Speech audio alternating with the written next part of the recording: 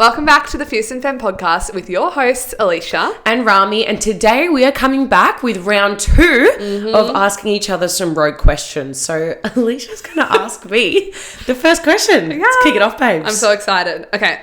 What's your I shouldn't be attracted to this, but I am thing? What? What a way to kick it off. Straight into it. Shit. I shouldn't be. Sometimes it's like really random, like male K-pop bands. I'm like, damn, like Asians, like Crazy Rich Asians. Like, that is not what I was expecting whatsoever. What else am I attracted to? I think it's going to be like a random habit Vash has or something. Oh, that sounds like hopefully he's not going to listen to this. Illy babe. He doesn't listen to this. The K-pop band I'm not ready for. Yeah, I know. I love it's so weird. I don't know why. Sometimes I'm like, damn. Or I'm like watching like Squid Game or something and one of the blokes is on there. I'm like, do you have an Asian thing? Anyway, Vash used to have an Asian thing, so it's okay. We fucking went straight What a way to start. Anyway, move along. So mine is so not that vibe. Okay. Anyway, swapping the vibe. That's okay. What version of you are you currently saying goodbye to? Oh, well, I think a lot of this came from the retreat that we went from. Went from? It's already started. Fucking started already. I would say the version of me that is scared to like speak. I'm trying to figure out how I want to articulate this. Yeah. The version of me that is holding back instead of just like fully fucking sending it. Because for so long, my intention going into that retreat was like, I know I can do more, but I'm just not doing it. And now we're actually doing the more. So we're saying goodbye to the Alicia who's letting like the fears hold her back, or the consequences, which has been playing on my mind constantly. And last night I actually went for a walk with the dogs and I played 2 retreat songs because I was having an emotional night and I was just like, I need to re-anchor into that moment where I took my weight vest off. And I was literally just sitting there and I'm like, remember the consequences, remember why we're changing. I love that. Because it's felt hard and I've been holding it, but I'm also like, this is why we're doing it, and I just needed that reminder. So that's a great question. I literally, when I went for a run the other day, I played one of the songs from the breathwork, like towards the end of my run. And I was like, if people were watching me, they think there's something wrong with it. I was looking up in the sky, just like crying.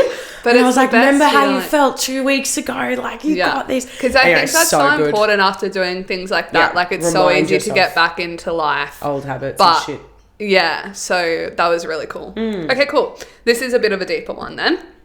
What's the hardest truth you've had to accept about friendships? That some of them are temporary. Oh, that's a good one. Thank you. Yeah, I mean, like, especially when I started this journey, started my business, like, I think there were like 2 really close friends that like we just stopped being friends, and it was really bad the way that it ended. And I think those 2 were just the eye opener of like, oh my God, you can be best friends with someone, but if they're not meant to be on that next journey, then they're just not meant to be. And I really learned to just carry that, like, moving forward, not to have resentment, just to realize like, okay, some friends are just temporary and that's okay.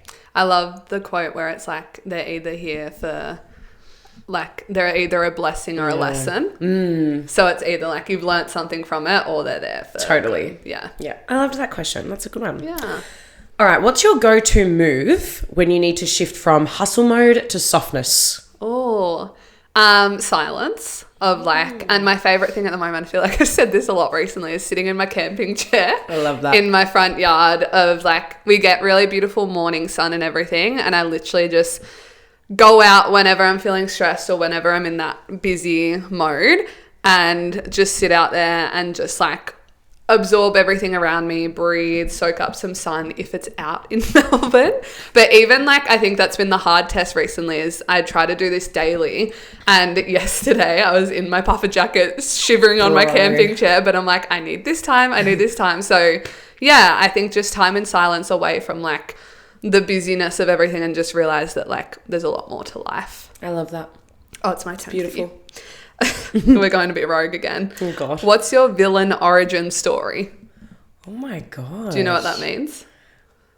Like, I don't know. So it's sort of like they'll say about people, it's your villain origin story, like when, I don't know, you missed your flight or something and then that ruined a whole opportunity or whatever. You know what I mean? Like something random that happened that could have been your villain origin. Oh, that really could have turned my whole life Yeah, around where the you're other just way. like, nah, I fucking hate the world. Oh. I think it would make sense, like Dad's death. Yeah. Because, and I think I always say this to people, I really could have taken two routes. And one is like, and I literally said this at my event the other day. It was like, I really could have become a fucking drug addict, an alcoholic, the poor me, the why me, fuck the world. Yeah. And instead chose this life. Yay. Thank God. Thank God I did that. But I feel like that totally makes sense because that's so easy for me to turn around and be like, thank everyone. Oh, yeah. The world sucks. Everyone's against me. Like, yeah. So, ew, don't do that if that's you. Whoever's listening. Okay, if you could describe our friendship in one word, what would it be and why? One word's really hard. I know.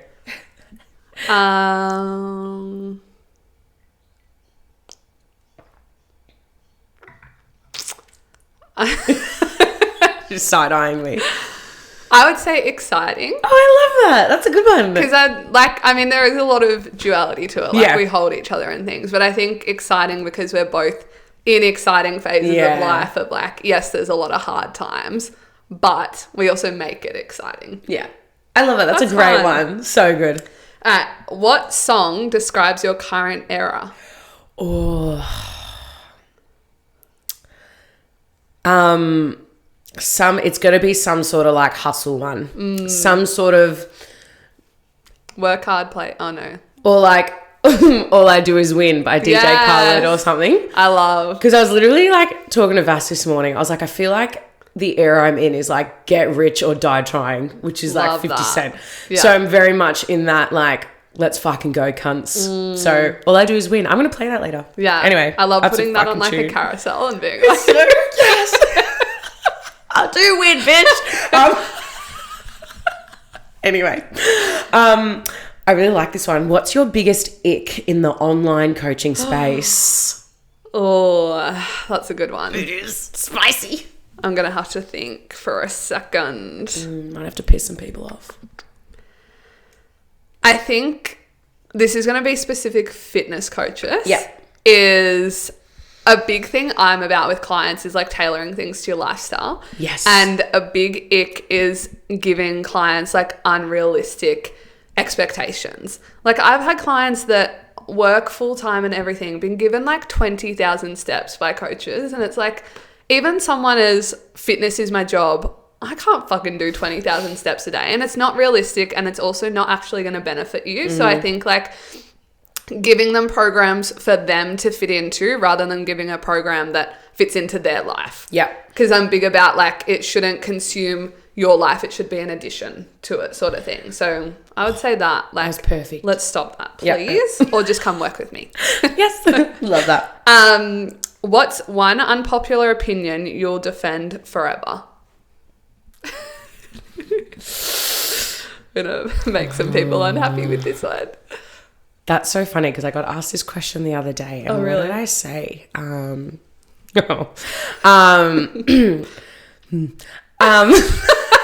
That's the nerves of saying it.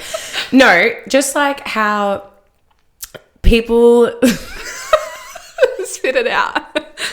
How people use their diagnosis as an excuse. Yeah. Is that considered an unpopular opinion? Yeah. Yeah. Well, I completely agree. Yeah. And it might ruffle feathers or people might listen to this being like absolute fucking facts because the amount of people that I've met that have been like, oh, but I can't do this because of my anxiety or I can't do this because of my this and that. It's like, I get it. Like you've been told something that's quite serious, but like I live a life of, you know, your internal thoughts create your reality. So if you tell yourself that you can't do it because of X, Y, and Z, then absolutely that's the life you're going to live. Yeah. But if you just decide one day to be like, okay, but what if I just change my mind today? Yeah. What could happen? So yes, that's probably the hill I would die on. I love that. Thank you. Good what's on you for speaking it. Thank you. People can hate me, but whatever. This is a fun one. What's your go-to comfort TV show or podcast when you're tapped out? Oh, I'll give one for each. Yep. So Oh my God, TV shows, I could pick so many. I'm Yeah. such a TV show person. I think Friends, classic. so but also good. I love, and you haven't seen Gilmore Girls. I have not. I love Gilmore Girls. And I think because I grew up watching it, or even like Gossip, there's so many. Gossip Girl, great. Yeah. But I would say that, or even Another one. I watched recently Parenthood. Have you ever seen no. that? It's really wholesome, and it very much got me like clucky of like, it's just cute. about this family. They've got 4 kids, and then the kids are all adults and everything, and they've got their own families, and they're like just all really connected, and thought that was really nice and wholesome. My comfort podcast, I love The Girls Bathroom. I shared it with Rami recently. That's good. They just like literally just give advice to people 24/7, but it's so funny sometimes, and it's so rogue, and it's like when I don't want to listen to an educational podcast, like sometimes you just need something that's going to make you laugh a little bit and not so serious. That one, highly recommend. Love. Oh, I like this one. What's your biggest Delulu dream for the next year? Yeah. So You got to put it out there, babe. yeah, to have 50 people in the Resilience Army.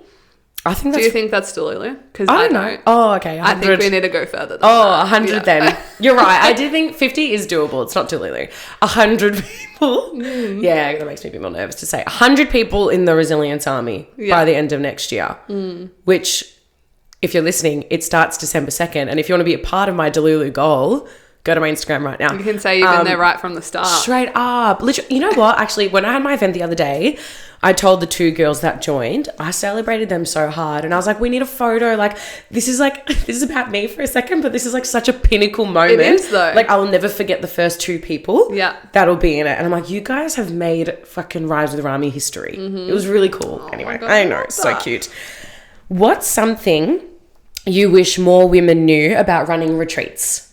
Oh, wow. That's such a, like, specific one. As in being a facilitator? However you interpret that. Okay. Okay, I'm going to do from both sides of going to a retreat because I think they're really different. That you just need to.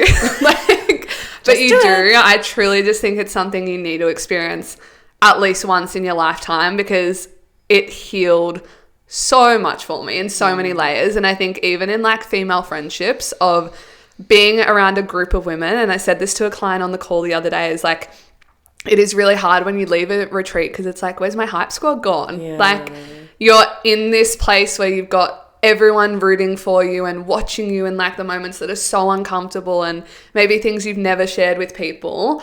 And it's just so fucking beautiful to be able to see that those people are out there and those connections are out there. So I think that from a attendee perspective, I think from a facilitative perspective, how much work actually goes into it. Facts. And how much, I mean, I've only done one so far, so I'm sure the more I'll do, the better I'll get at this, but how much it is to hold.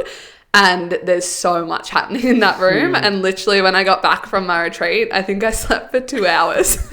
Yeah. And I never, ever nap. And that's just a sign for me that I needed that. But I think you don't realize that, yes, it's such a fun, beautiful weekend, but I'm technically working the whole entire time and I have so much fun, but you're on from, it was like 5 a.m. to 9 or 10 p.m. some nights, and then I'm in bed editing reels, and then it's on again the next morning. So I think, yeah, it is so much fun, and there's also so much intention and thought and love behind everything that goes into it. I love that. What's a business mistake that turned out to be a blessing? I feel like a couple.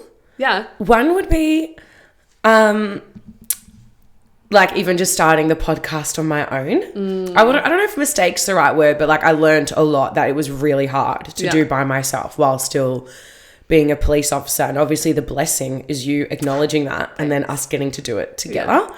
And I think the other one, which I've said to you before, is starting the group program that I did at the start of the year, which was like a whole different version of me. And I don't know. It makes me giggle when I think about it because it's so different to what you're doing now. I don't know what that was. Anyway, so I feel like I needed to do that, experience the ickiness of it and the like how hard it was and realized it shouldn't be that fucking hard. It's Yeah. because it just wasn't for me. And then the blessing is I've been able to create the Resilience Army and like have so much fun with that and enjoy that and feel so much more excited. So fantastic mistakes, because the fucking blessings that have come out of it the second half of the year, so good. Yeah. I love it. Yeah. Mistakes always take you somewhere beautiful. What's the biggest misconception about being an online coach? Oh, I would say, like, before I started, that it's easy.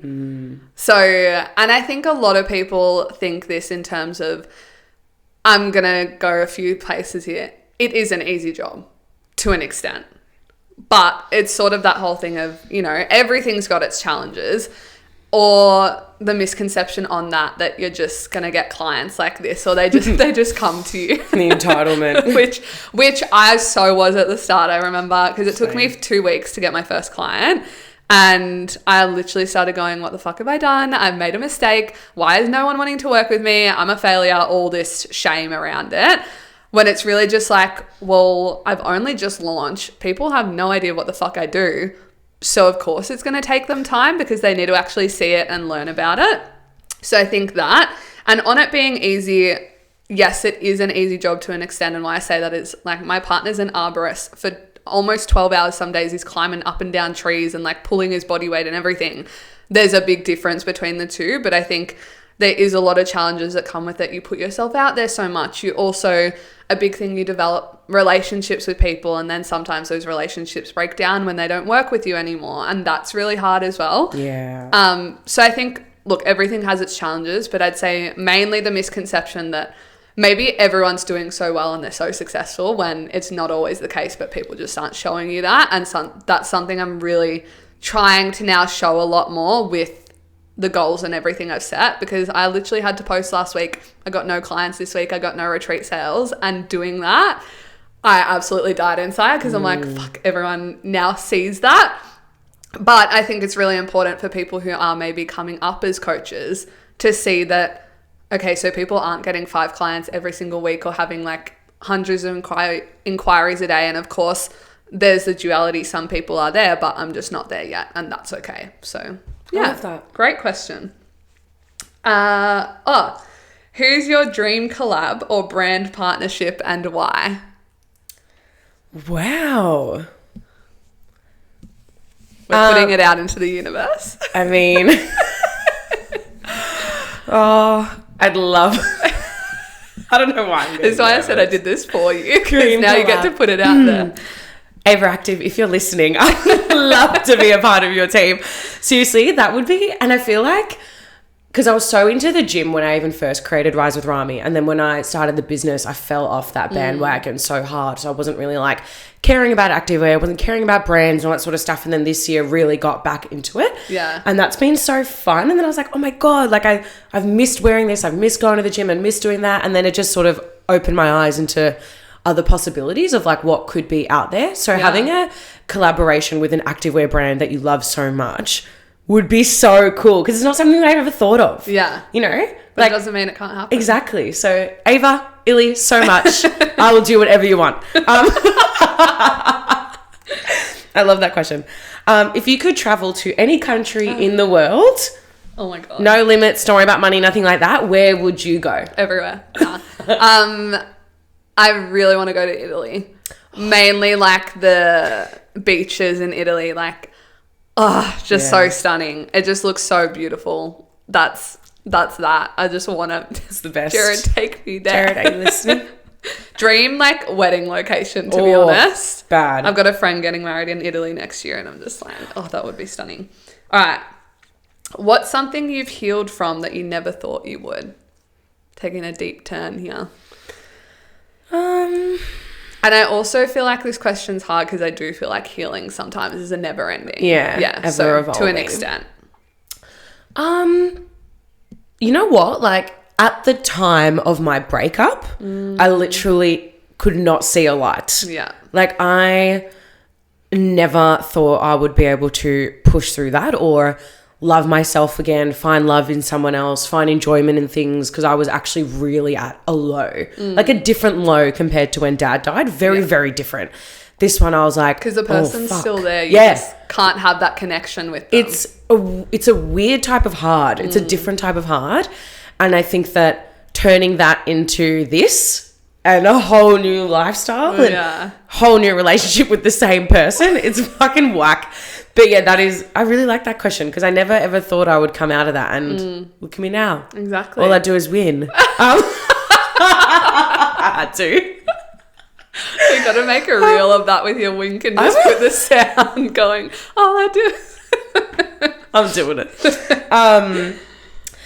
What do you walk away with every time you host an event or retreat? I love these questions.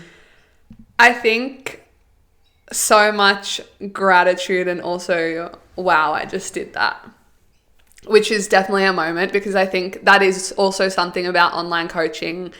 You don't always get the return of the output, and it is hard because you are talking to people through a screen. Half the time with my clients, I'm texting them, and we know that it's like a long distance relationship. It's so much different to seeing people in person. So I think being able to physically see the impact you're having, like in real time. I just remember at my retreat, I was gobsmacked in that, like, I knew I could do it, but also watching it and watching the transformations and being like, holy shit, I've had such a massive part in that, and I've had such a big part in that person's life. Or events like the breast cancer event. I had a moment the other day where I just went, I need to actually recognize, because I don't think I've sat with the fact, like, this year I've actually raised over $10,000 for a charity. Crazy. Which a lot of people don't do, and I was just sort of going, that's actually really cool, and I think I need to give myself a bit of recognition for that, because I could have held events and just made some income, whereas those events were just purely for that. So yeah, I think it reinforces my purpose and just gratitude, and this is why I do what I do, because it's sometimes hard to have those moments in front of a screen, whereas I find in person, I'm like, yeah, this is the reason that I'm working towards whatever I am. I love that. Thanks for that question. This is the last one for you. What would you tell the version of you who was scared to start? Oh, babes. That it's so worth it, and that it's going to be hard, challenging. You're going to spend a lot of money, money that you never thought you'd even have or even see in your account, but somehow you have it. And that's because you just have to choose to trust yourself and believe in yourself the whole way. Yeah. Even when you want to punch your computer, even when you want to like throw a hissy fit, you can't. You just find a way to deal with it. Ask for help. This is a lot of advice to her. But anyway, keep going. She needs it. She does. She needs it. And you are so worthy. Like, you're so worth it. And you're actually really good at what you do. Okay? So just stand in that. Be proud of how direct and forthcoming you might be. But fuck, honesty is the best policy, and we don't fuck around. So let's go. Wow. I'm like, can't nod my head anymore.